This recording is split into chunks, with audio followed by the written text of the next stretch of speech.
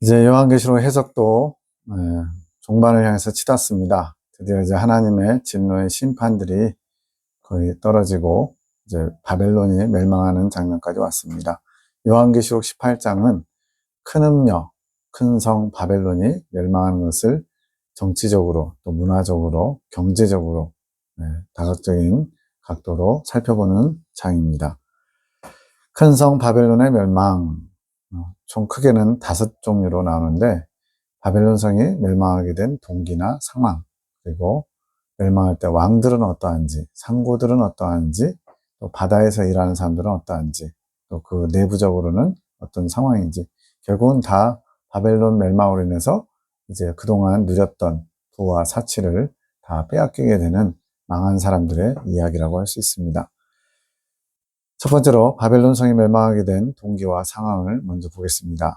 1절, 2절. 이 일 후에 다른 천사가 하늘에서 내려오는 것을 보니 큰 권세를 가졌는데 그의 영광으로 땅이 환하여지더라. 다른 천사라는 표현이 자꾸 나오는 것은 앞의 사건하고 다른 상황에 또 천사라는 것을 말씀하고자 하는 겁니다. 그리고 이 일 후에도 마찬가지고요. 자, 큰 권세를 가진 천사, 힘센 천사, 큰 권세를 가진 천사하면 대부분 미가엘 천사장이라고 하면 거의 틀리지 않을 겁니다. 그의 영광으로 땅이 환해졌다. 미가엘 천사장이 예수님도 아닌데 왜 이렇게 온 땅을 환하게 할 정도로 영광이 크냐? 바로 보좌 앞에 시위한 7영, 하나님의 보좌에 가장 가까운 곳에서 사역을 감당하는 천사이기 때문에 그렇습니다. 즉 하나님의 영광을 가장 가까이에서 볼수록 그 영광 또한 크고 또 반사체로서 큰 영광을 드러내게 되는 겁니다. 그래서 하나님 보좌 가장 가까이 있는 내생물과 24장로의 영광도 어마어마할 것으로 추정이 됩니다. 물론 교회 시대 이긴 자들 14만 4천도 하나님 보좌에 가까운 곳에서 이제 생활하게 되니까 그들의 영광도 굉장히 크겠죠. 힘센 음성으로 외쳐 가로되 무너졌도다 무너졌도다 큰 성 바벨론이여.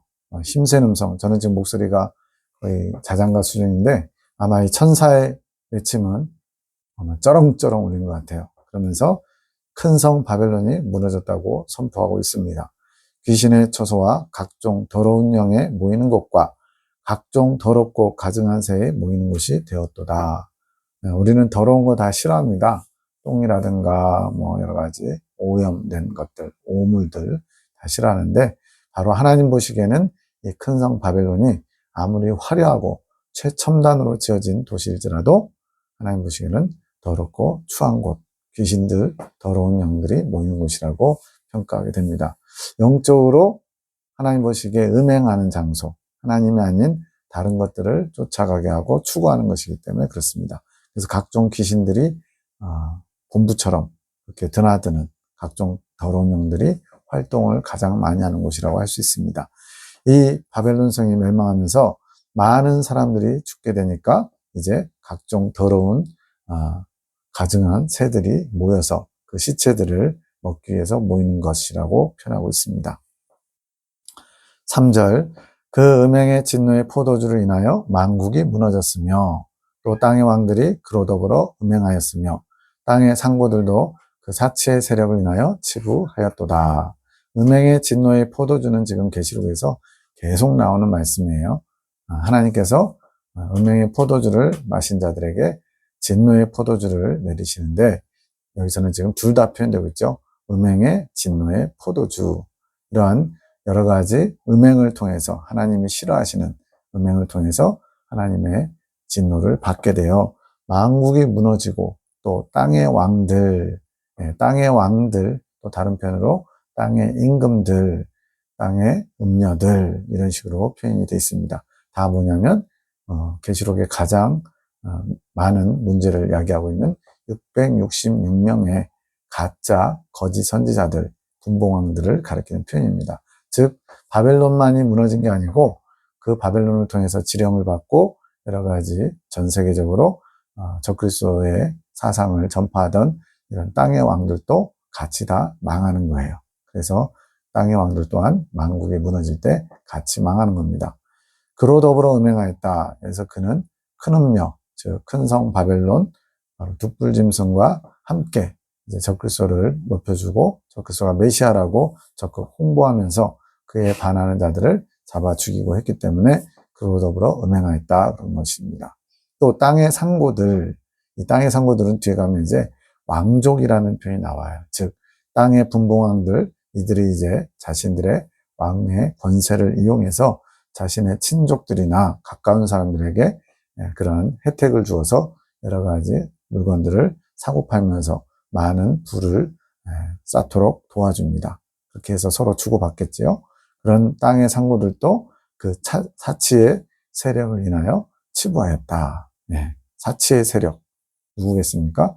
바로 적그리스도와 둑불짐승 그리고 그를 추종하는 666명의 분봉왕들의 세력을 힘입어서 거의 뭐 이제 독점 판매하듯이 그런 식으로 치부를 하였다는 것입니다. 이러한 음행의 포도주 때문에 결국은 하나님의 진노를 받게 됩니다.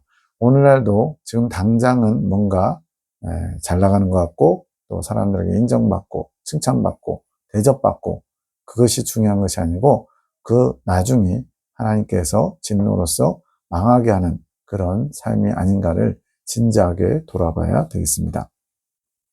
왕권을 받은 666명의 거짓 선지자들이 바벨론 성, 로마로 추정되는 그곳을 본부로 큰 음녀가 이제 모든 것을 진두지휘하는데 그에게서부터 모든 권한을 부여받아서 공급받고 또 그가 원하는 대로 그 명령을 시행한 것을 볼 수가 있습니다.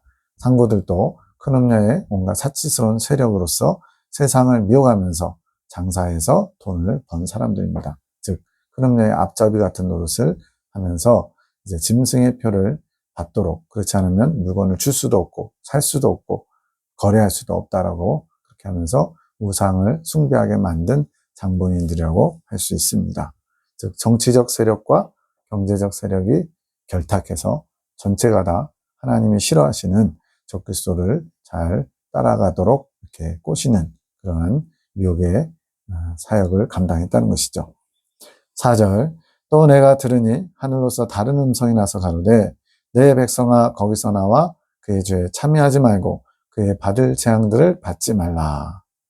하나님이 지금 대환란 막바지 7 대접 재앙으로 인해서 온 세상이 지금 시끄럽고 또 바벨론이 무너져가고 있는 상황 속에서 혹시나 또 그런 상황 가운데 이제 그의 죄, 바로 적그리스도와 둑불 짐승의 그런 음행의 죄에 참여하는 자가 있을까 해서 다시 한번 또 경고를 날려주는 겁니다. 그의 죄에 참여하지 말고 그의 받을 재앙들을 받지 말고 거기서 나와라. 아마도 이렇게 나오게 될 때 여러 가지 포기해야 되는 것들이 있을 수 있죠. 예를 들어서 어떤 나라, 우크라이나가 전쟁이 벌어졌잖아요.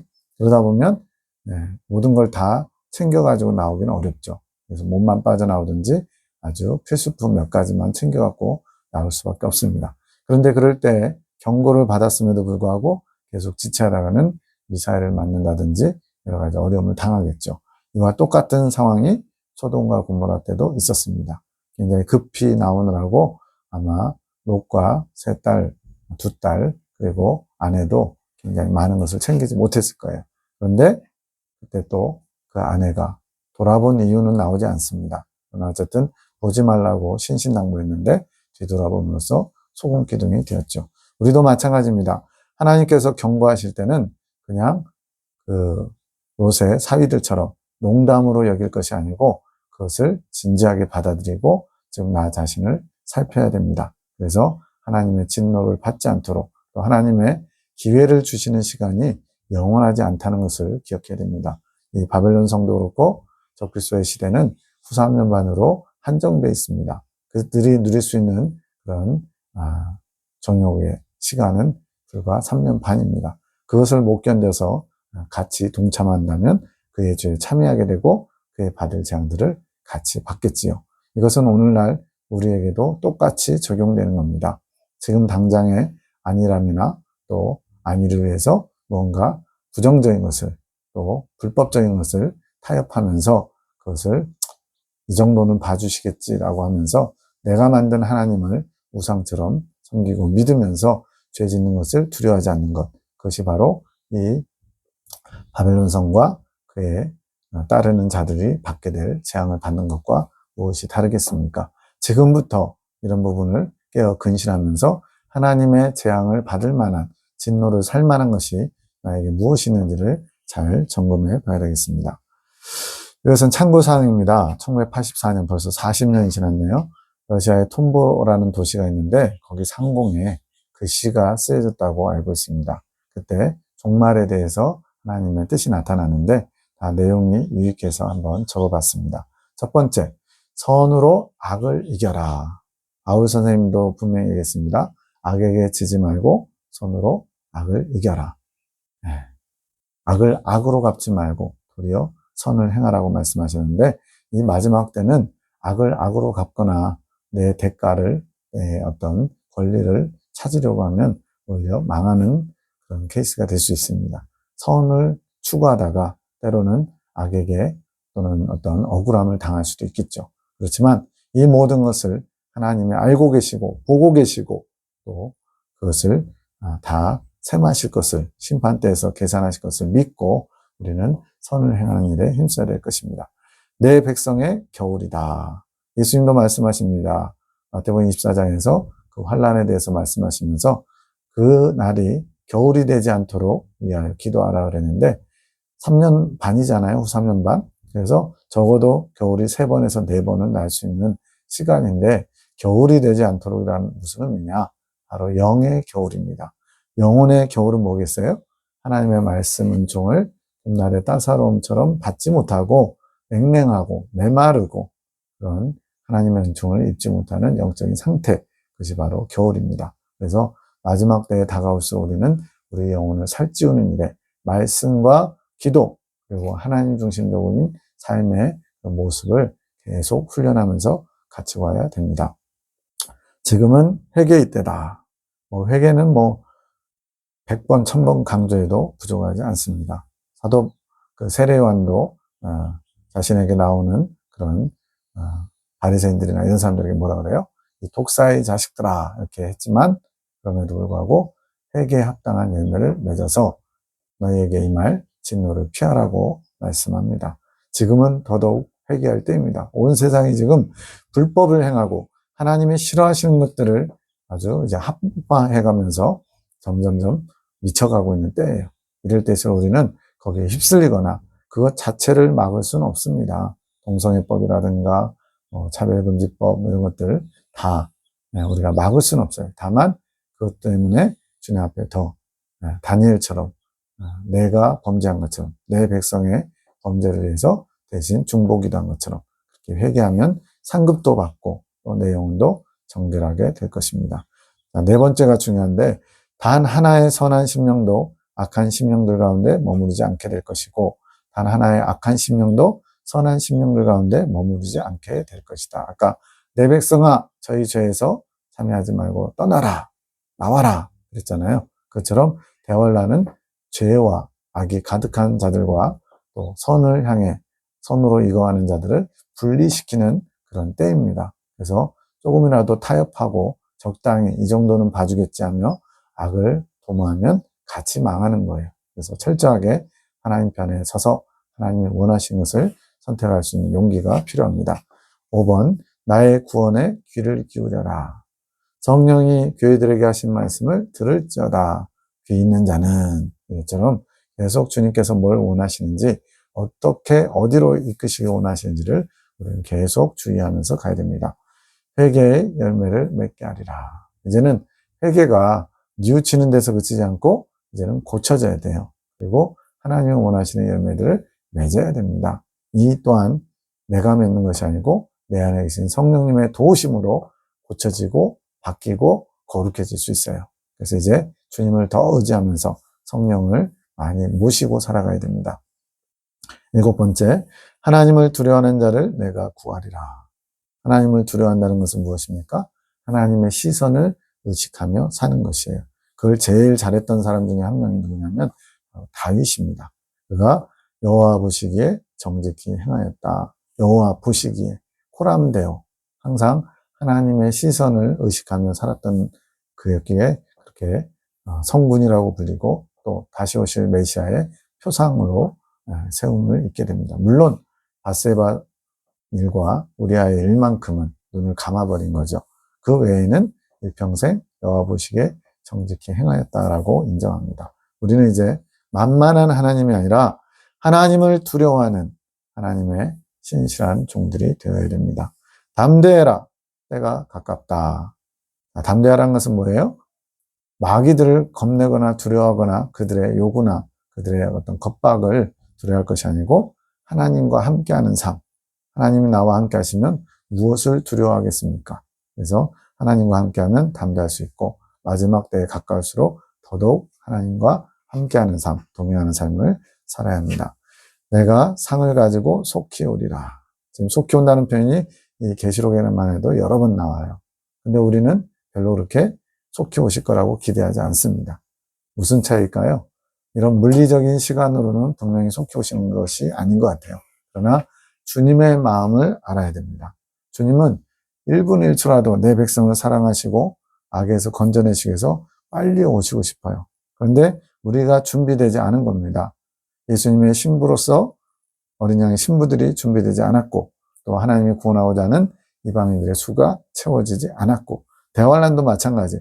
하나님이 익히시는 과정인데 그 익히시는 과정에 부흥한 사람들이 빨리빨리 익어야 되는데 그게 잘 되지 않을 경우에 이제 주님께서 계속 기다리고 인내하실 수밖에 없는 거죠. 우리는 다시 한번 주님의 때를 당길 수 있는, 주님의 때를 앞당길 수 있는 그런 주님의 뜻에 부합한 삶을 결단해 보야겠습니다. 5절, 그 죄는 하늘에 사무쳤으며 하나님은 그의 불의한 일을 기억하신지라. 지금 적그리스도의 무리, 또 큰 성 바벨론과 그의 떨거지들, 땅에 666명의 분봉왕들이 저지르는 모든 죄악의 그것이 하늘에 사무쳤다. 하늘까지 그 죄가 도달했다는 거예요. 그러면 죄악을 관영하면 넘치죠. 죄악이 넘치면 하나님의 심판이 시작됩니다. 노아의 홍수 때도 그랬고 소돔과 고모라의 때도 하나님이 참고 기다려주시다가 때가 되어서 드디어 심판에 들어갔습니다. 이제 심판으로서 완전히 망하게 할 때가 되었기 때문에 그 죄가 하늘까지 사무쳤다고 말씀합니다. 6절, 그가 준 그대로 그에게 주고 그의 행위대로 갑절을 갚아주고 그의 섞은 잔에도 갑절이나 섞어 그에게 주라. 그가 준 그대로, 그래서 그는 계속 큰 음력, 큰 성 바벨론을 가리키거든요. 그가 하나님의 백성들에게 행한 일들, 핍박과 순교와 온갖 서슴지 않고 행했던 악한 일들을 갚아주는데 그의 행위에 갑절을 갚아주고 그가 섞은 잔, 여러 가지 온갖 음행과 더럽고 추악한 것들 하나님이 참으로 가증하게 여기는 것들, 그것들이 잔뜩 담아있는 음행의 포도주 잔을 갑절이나 2배로, 뭐든지 2배로 갚아주래요. 그래서 다시 자기가 벌린 일에 대해서 먼저 2배로 받게 되는 겁니다. 이것은 꼭 비단 큰 음녀에게만 해당되겠습니까? 오늘 살고 있는 우리가 하나님을 두려워하지 않고 하나님 보시기에 부끄러움을 행할 때, 그러고도 회개치 않을 때 이렇게 갑절로 하나님의 심판을 받을 줄 알고 늘 두려워하며 경각심을 가지고 나 삶을 돌아봐야 되겠습니다. 7절, 그가 어떻게 자기를 영화롭게 하였으며 사치하였든지 그만큼 고난과 애통으로 갚아주라. 그가 마음에 말하기를 나는 여왕으로 앉은 자요 과부가 아니라 결단코 애통을 당하지 아니하리라 하니, 그가 어떻게 자기를 영화롭게 하였으며 굉장히 사치스럽게 머리부터 발끝까지 온갖 보석으로 치장하면서 굉장히 자기를 높이고 매력적인 존재로 꾸몄습니다. 이것은 꼭 큰 음녀뿐만이 아니겠죠. 모든 큰 음녀와 함께 작당을 했던 그 모든 사람들이 자신들을 마치 천년만년 그 부귀영화가 계속될 것처럼 착각하면서 자신을 영화롭게 생각하고 사치하면서 그렇게 많은 하나님의 백성들을 괴롭히고 핍박하고 죽이고 이런 일들을 했습니다. 그들이 한 만큼 그 이상으로 고난과 애통으로 갚아준 것이 하나님의 공의입니다. 지금 이 큰 음녀가 스스로 나는 여왕으로 앉은 자, 이제는 그 남편 되는 적그리스도가 남편 역할이고 이 사람이 그 뒤에서 이렇게 서포트하면서 모든 것을 총괄했었거든요. 그런데 이제는 여왕처럼 이제 거의 이제 패망하게 된 거예요. 아마겟돈 전쟁에 의해서 적그리스도에게 버림받고 많은 공격과 함께 굉장히 어려움 속에 빠져 있는 상황입니다. 그럼에도 불구하고 나는 과부가 아니다. 나는 버림받지 않았다. 오히려 이제 적그리스도의 자리인 황제의 자리까지 넘보면서 나는 여왕이다 이러면서 스스로 막 어떻게든지 최후의 발악처럼 보여요. 결단코 애통을 당하지 않는다. 본인이 하나님인 양 이런 모든 일들을 나는 다 극복하고 다시 일어설 것이야 이러는 아주 최후의 발악을 보여줍니다. 선지자가 온 세상의 모든 사람들로 하여금 적그리스도를 경배하도록 미혹하기 위해서 굉장히 화려하게 단장하고 큰 매력을 과시했던 것 17장에 굉장히 잘 나오는데 그 내용을 지금 짚으면서 스스로가 이제 끝까지 자기 부정이죠. 우리 성경에 말하는 자기 부인이 아니고 자신이 망하게 된 것, 버림받은 것, 과부처럼 된 것 이런 거를 끝까지 스스로만 나는 아직 끝나지 않았다라고 하고 있습니다. 그래서 영화나 이런 거 보면은 최후에 발악하는 그 악당의 모습이 이런 모습이죠.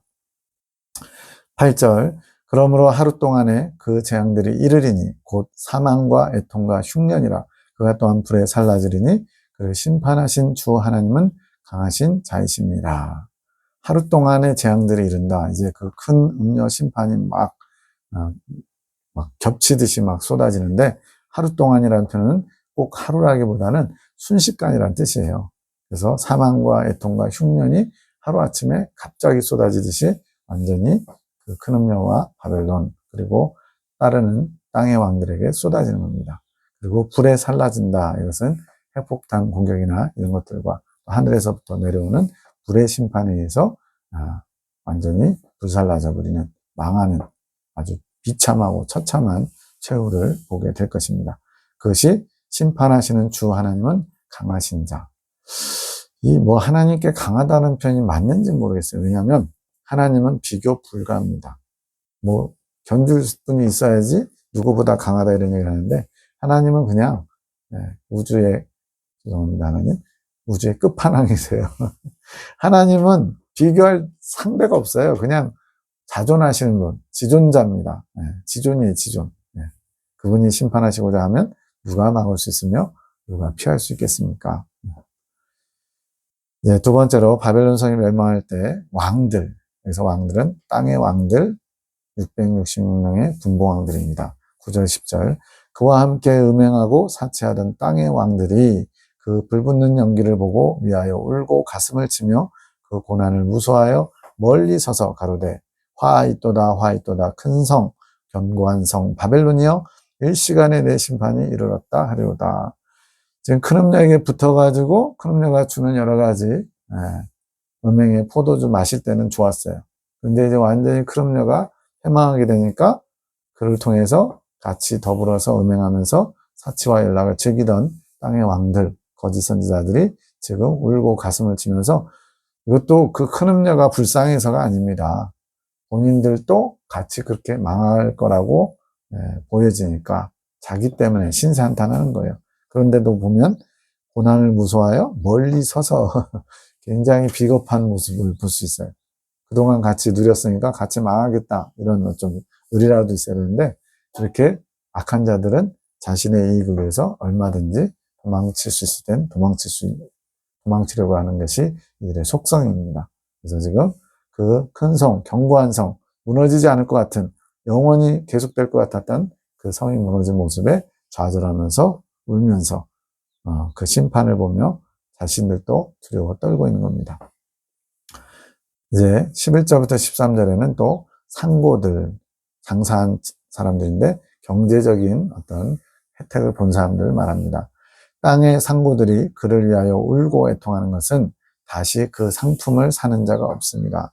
이렇게 매매권을 적그리스도가 딱 쥐고 큰 음녀가 매매할 수 있는 권리를 땅의 왕족들을 통해서 이제 마치 예전으로 말하면 독과점이죠. 그런 식으로 해서 큰 사치를 했는데 다 망해버렸으니까 전 세계적으로 막 큰 성 바벨론만 망한 게 아니고 땅의 왕들이 있던 그런 성들이나 도시들도 다 망해버린 거예요.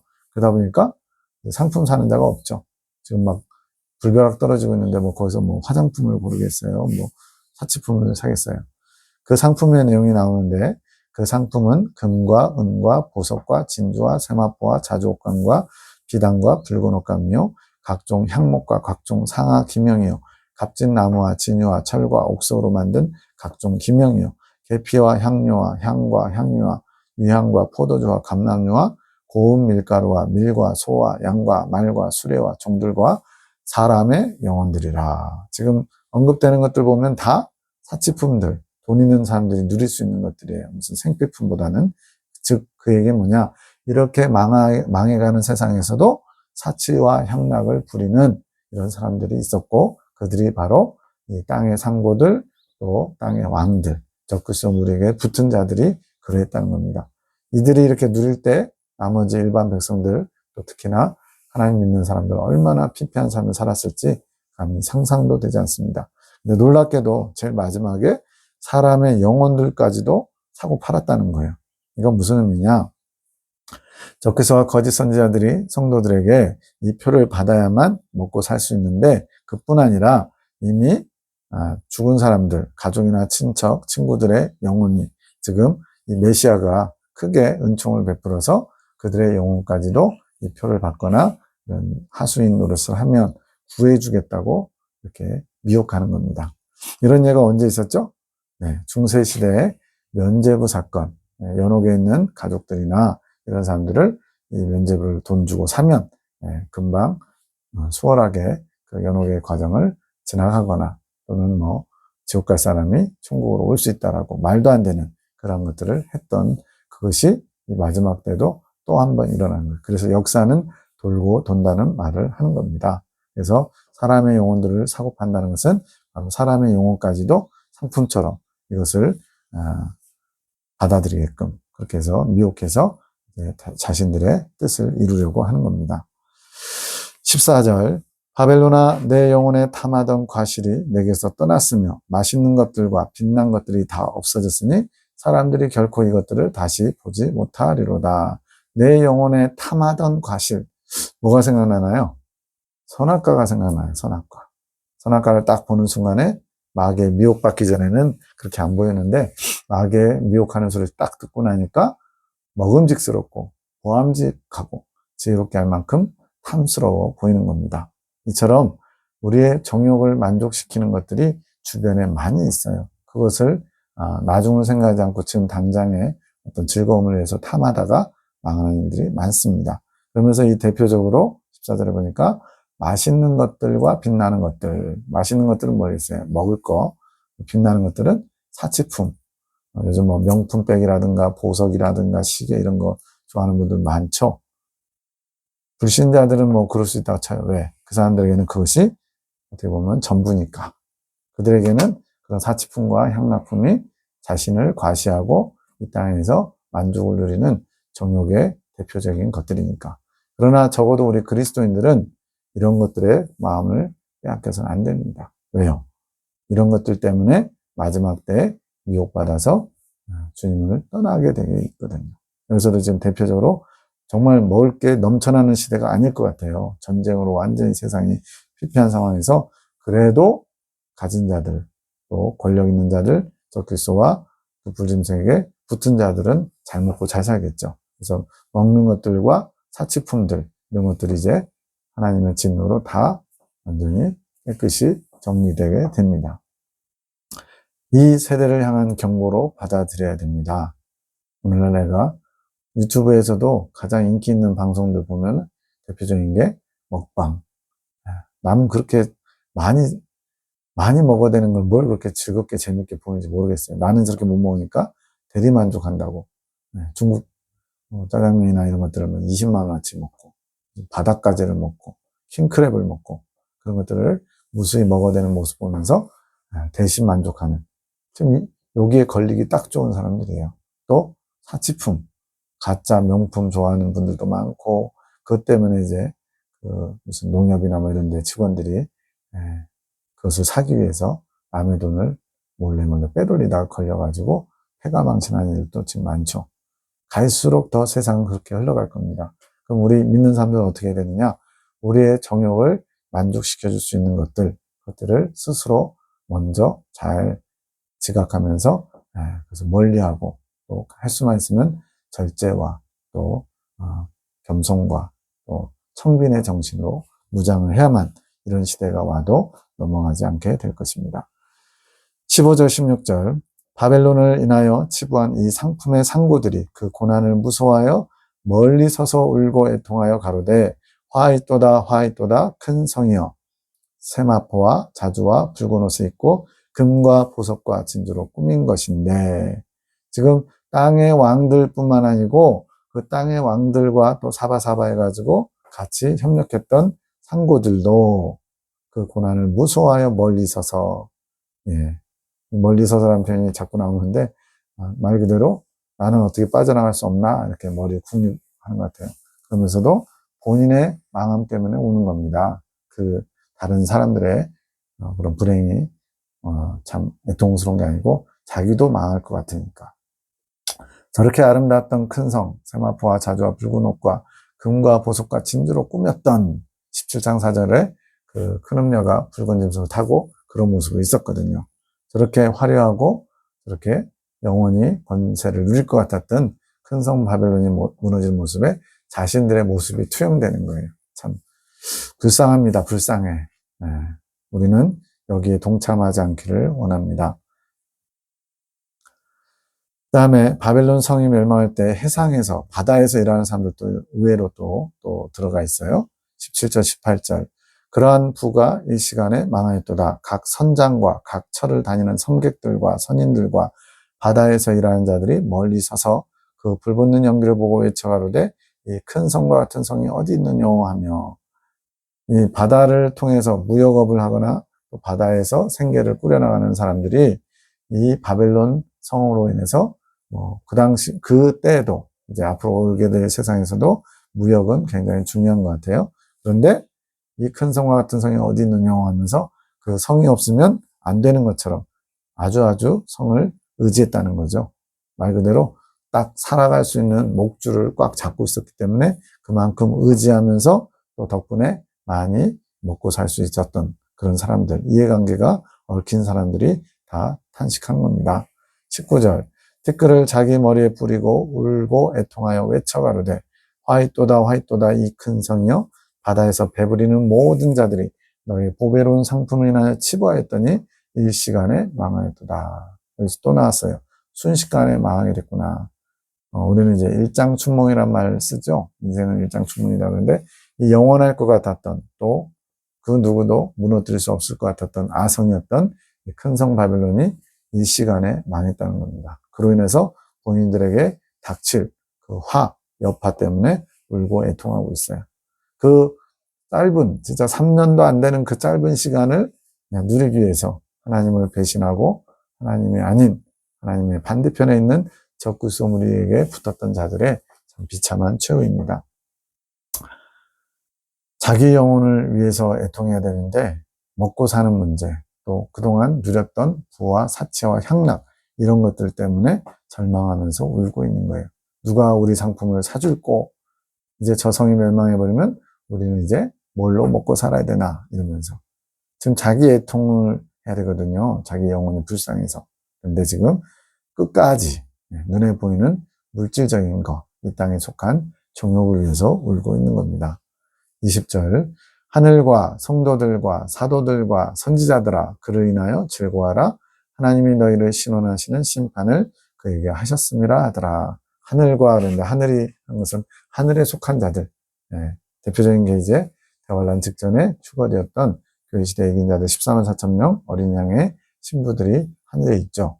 그리고 성도들, 사도들, 선지자들, 하나님을 신실하게 믿고 따랐던 모든 사람들, 이거는 이제 순교당한 영혼들까지도 다 포함할 것 같아요. 그래서 하나님이 너희를 신원하신다. 신원한다는 얘기는 가슴에 품은 원한을 풀어주는 거예요. 그게 신원이에요. 하나님께서 심판으로 너희들의 기도응답으로 우리의 피를 흘린 것을 언제까지 갚아주지 않겠습니까 하는 그런 기도를 5번째 뜰 때 순교자들 했잖아요. 그거에 대한 응답의 심판이라는 것을 말씀하면서 우리 모두 하나님 편의 선자들은 그 망하는 바벨론과 그 666명의 조성들이 다 무너지는 것을 기뻐하라는 거예요. 당연히 우리는 하나님이 기뻐하실 때 같이 기뻐하고요. 하나님이 슬퍼하실 때 같이 슬퍼해야죠. 그것이 하나님의 백성, 하나님의 자녀들의 마땅한 바입니다. 마지막으로 바벨론 성이 멸망할 때 내부 상황 21절부터 24절. 이에 한 힘센 천사가 큰 맷돌 같은 돌을 들어 바다에 던져 가로되. 힘센 천사 그럼 누구 생각하라고요? 미가엘 천사. 큰 맷돌 같은 돌을 들어서 바다에 던진다. 예수님의 비유 중에 뭐가 있었어요? 어린 소자 하나를 실족해 하면은 차라리 연자맷돌을 목에 메고 바다에 빠뜨리는 게 낫다 그러죠. 그러면 육체는 죽더라도 그 영혼은 살릴 수 있다는 거예요. 그런데 여기서는 큰 맷돌이 빠지는 것처럼 다시는 돌이킬 수 없는 그런 멸망을 이야기하는 겁니다. 큰 성 바벨론이 같이 몹시 떨어져 결코 다시 보이지 아니하리로다. 큰 성 바벨론이 무거운 맷돌을 던져서 바다에 빠뜨렸기 때문에 아무도 다시 그것을 건질 수가 없다는 거예요. 그것처럼 그 누구도 큰 성 바벨론의 멸망에서 돌이킬 수 없다는 겁니다. 또 검은 곳 하는 자와 풍류하는 자와 퉁소 부는 자와 나팔 부는 자들의 소리가 결코 다시 내 가운데서 들리지 아니하고. 지금 이 검은 곳, 풍류, 퉁소, 나팔 그 당시 악기들인데 지금은 뭐겠어요? 바이올린, 트롬본 뭐 이런 현대 악기들이 등장하겠죠. 전자악기들. 근데 이런 것들이 다 뭐냐면 바벨론 안에서 정욕과 사치를 만족시키는 그러한 음악을 즐기면서 자신들만의 그런 아방궁을 만들었다는 거죠. 근데 이제 그게 더 이상 들리지 않아요. 왜? 망해버렸으니까. 물론 어떠한 세공업자, 그래서 또 보석과 관련된 세공업자도 결코 다시 내 가운데서 보이지 아니하고, 또 맷돌 소리가 결코 다시 내 가운데서 들리지 아니하고. 맷돌은 이제 뭐 오늘날은 뭐 다 믹서기나 전자로 가니까 뭐 그런 게 없지만, 예전에는 각 가정마다 맷돌을 돌리는 거, 이것이 필수였죠. 그 당시에 음식을 갈아 먹는 거였으니까. 근데 이 비유를 보면은 어디에 또 생각이 나냐면 누가복음 17장에 있는 것처럼 두 여자가 함께 매를 갈고 있음에 하나는 데려감을 당하고 하나는 버려둠을 당할 것입니다. 즉 둘 다 하나님을 기다리는 하나님의 백성이에요.